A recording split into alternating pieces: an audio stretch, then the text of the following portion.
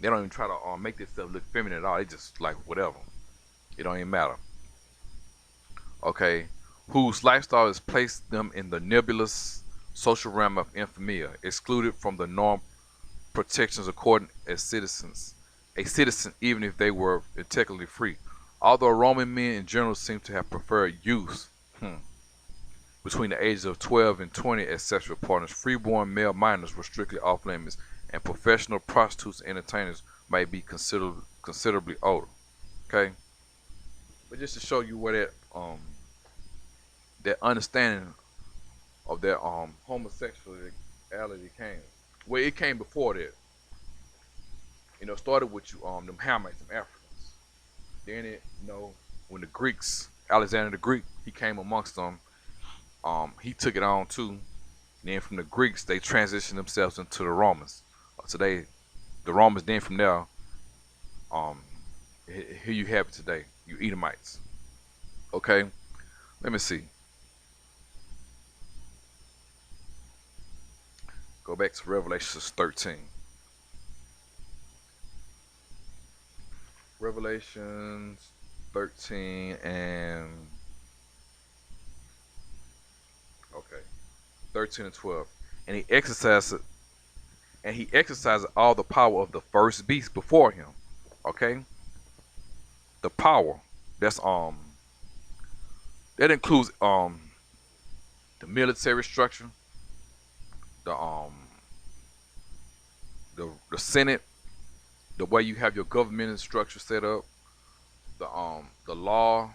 I mean, you took everything out the Rome, and including one of the main things is the homosexuality. You took that on you white people of today, and caused the earth and them that dwell therein to worship the first beast, whose deadly wound was healed. Okay, and you have our people headlong into this. They're saying that that's love. The saying that the same-sex marriage that's considered love also, which that's completely off. Because you go in 1 John 3 and 4, it says love is keeping of the commandments.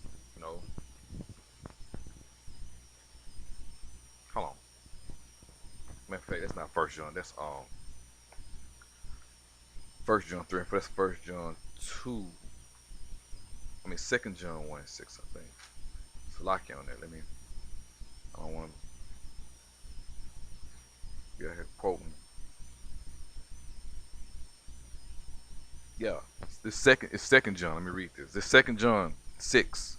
And this is love, that we walk after his commandments. This is the commandment that as ye have heard from the beginning, ye should walk in it. Okay? And in the commandments it says that homosexuality is not love. Okay, it's against it. Okay, that's not love in no way, shown, no way, form, or fashion. All right.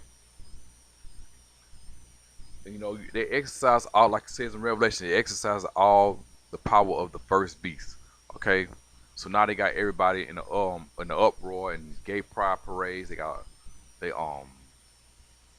just got everybody in a merry and a good time, saying but in fact they partied real hard here in Houston, Texas, with that. I mean, it was all on the news. They had a big thing about it. I mean, shit, it's horrible, man. Okay, what else? Yeah, but being in that homosexuality, you try to equate that with the scriptures, and it's off, and it's against the Most High. Okay, because if the whole society decided to be homosexual, or which that's the gender they're pushing, that's a form of population control. Okay, and that's off according to the scriptures. You anti Most High, and you anti life by being into that. Prove that with the book of Genesis 1 and 26. No, 27. This Genesis 1 and 27. So the Most High created man in his own image. In the image of the Most High created he him, male and female, created he them. And the Most High blessed them, and the Most High said unto them, be fruitful and multiply and replenish the earth and subdue it, and have dominion over the fish of the sea and and over the fowl of the air, and over every living thing that moveth upon the earth. Okay? You going off according to the scriptures when you indulge in that homosexuality in all forms, shapes, and fashions of it, because it starts with the homosexuality and it spins off and it diverts into other forms of fornication or adultery. You know, adultery is nothing more than unlawful sex. Okay? And one of the main agendas was you seen a video of this little boy. He was popping his ass like a female and shit, and they was cheering it on and going on and hoorahing about it. And that's one of the main agendas. First, you're gonna start with the homosexuality, then they're gonna start legalizing all other types of deviant sexual acts, and that's gonna be what was that? This is an acronym for something called NAMBLA. That stands for North American Boy Lovers Association, and that it always something dealing with the white man. It always virtue and deviates into it goes into other realms, and it's one of the things that Esau is heavy into. Like it says in Revelations, he exercises all the power of the first beast. And the Roman culture was heavily into boy loving. That's another form of homosexual they was into. And I'll get a little bit of that from this little excerpt I had. Let me see. This page. Yeah. No,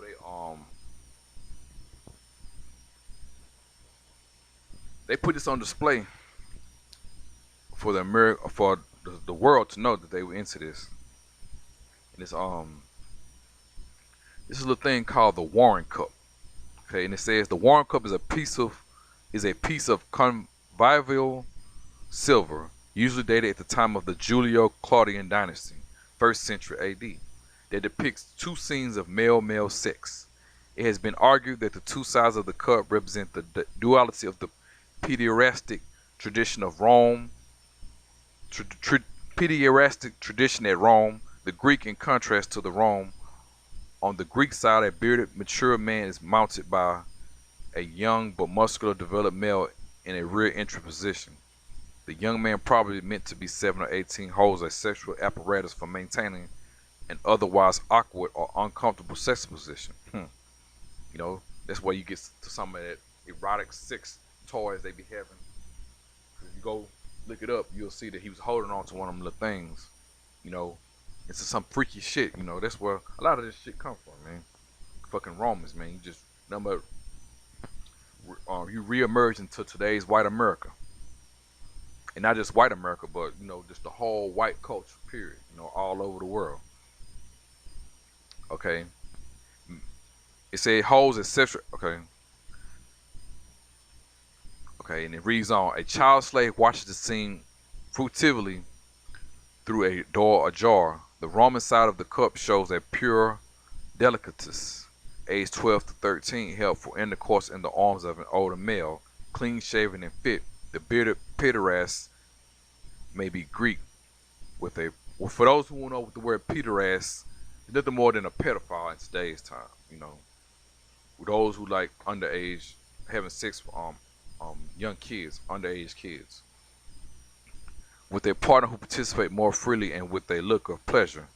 His counterpart, who has a more severe haircut, appears to be Roman, and thus uses a slave boy. The myrtle wreath that he rears symbolizes the role as a erotic conqueror. Okay, and they just try to be slick with it, and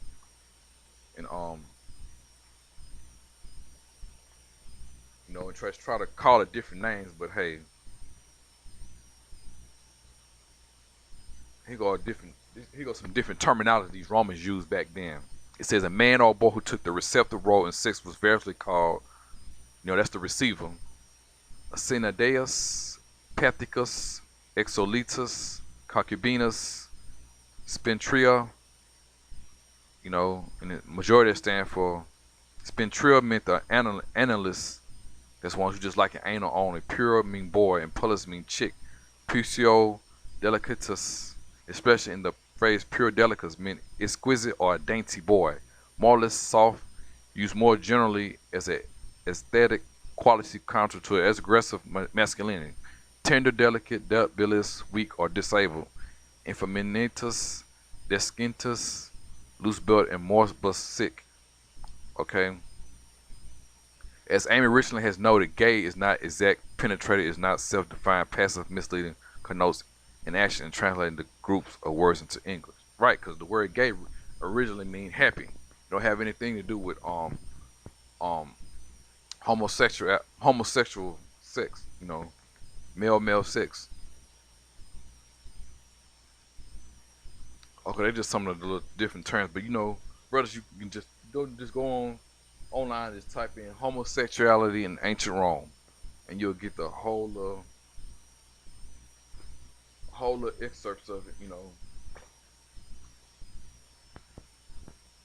All right, and then that's it for right now. More, and then I'm gonna come back with another little thing that I looked up online dealing with. They try to associate the scriptures with homosexuality, which is off. I'm gonna pull it up right quick, and then I'm gonna go into that, because Esau, he just taking this too far. He displayed what was that? He had a display of a Cedro Borgia being crucified and he had a transvestite portraying him, in which that was off. And then they try to associate the saying that the Most High, or not Most High, but Yahweh, which they call him Christ, that's off.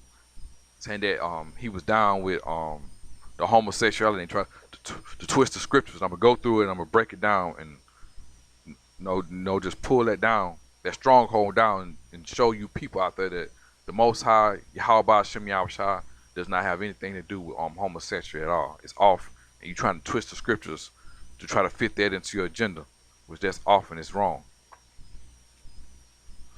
So I'm gonna come back